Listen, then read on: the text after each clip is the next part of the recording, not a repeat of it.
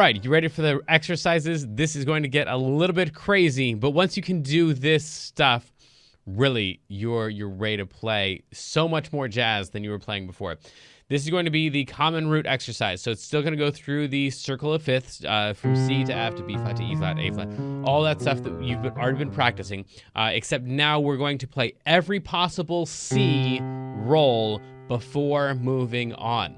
So what you'll play one time through with starting from the 1, and then you'll play one time through starting from the 3. So the beginning is we try to put these in order of like notes that have to change in the chord. So for example, the first chord that you're going to play over is a C major 7. So you're going to play, by the way, you don't have to play the left hand for any of this stuff until you are able to do that, then just work on your right hand. Eventually, in the real world, you would play some left hand stuff, and you'll see that in the real world playing examples, that this stuff kind of gets thrown in idiomatically also with some of the comping rhythms that you're learning in Clapple Academy, or that you'll just pick up from watching these lessons. So the first thing is playing a C major 7. Now, if you just change one note on this, just the 7, you'd come up with the C dominant or the C7. And so that's the next chord that we've given you. So the first thing you would play is the C major 7, and then next you'd play the C7. Now, if you change one note in the C7 chord, you can come up with a C minor 7 chord. And then if you change one note in the C minor 7 chord, you can come up with a C half diminished.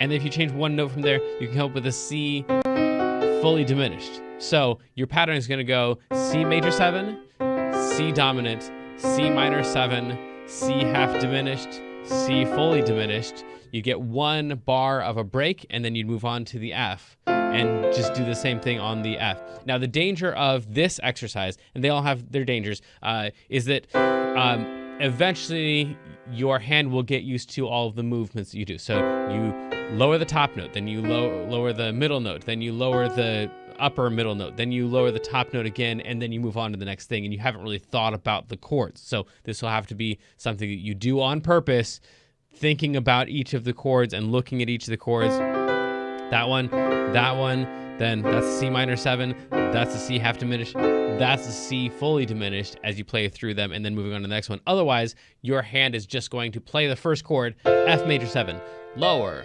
lower, lower, lower, and you haven't really thought about any of the chords. Your hand is just going through that motion. That's not necessarily an entirely bad thing, but it just does mean that, for example, when you get to the F minor 7 in the real world, that you can't, your hand isn't used to doing an F minor 7 roll unless it's already gone through the major 7 and the dominant, and then that one's your next switch. So just be aware that that is a thing. That's why we give you two different types of exercises, a real world exercise and also a common root exercise.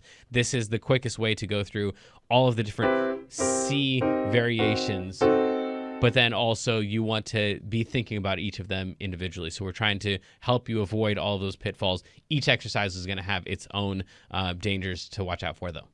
The next thing you could do after that is to do the common root. So the common root just means all the roots are staying the same. We're still just talking about C before we move on and just talk about F, but starting on the 3. So now, of course, it's different fingers that get moved around to switch the different chords. So we've got C major 7, then we've got C dominant. So this is the note that's getting moved. The 9 is staying the same pretty much for all of them, except for the chord that doesn't have the 9, that fully diminished at the end.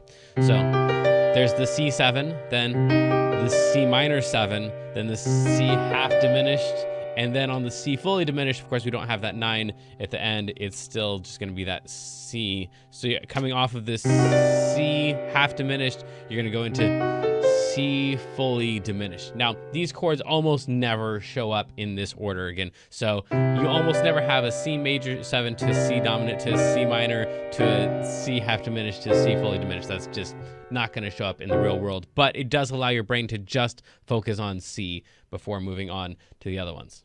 And so now it's probably time to go practice that common root exercise from the 1 and the 3 for as long as your attention span will allow you to do that before we move on to the real world progression, which I know sounds better, and in some ways it is. It has its own pitfalls, but do make sure you go through each of these chords and make sure you can do it from the 1 and from the 3 through the entire circle of fifths Good luck. I'll see you back here for the real world progression.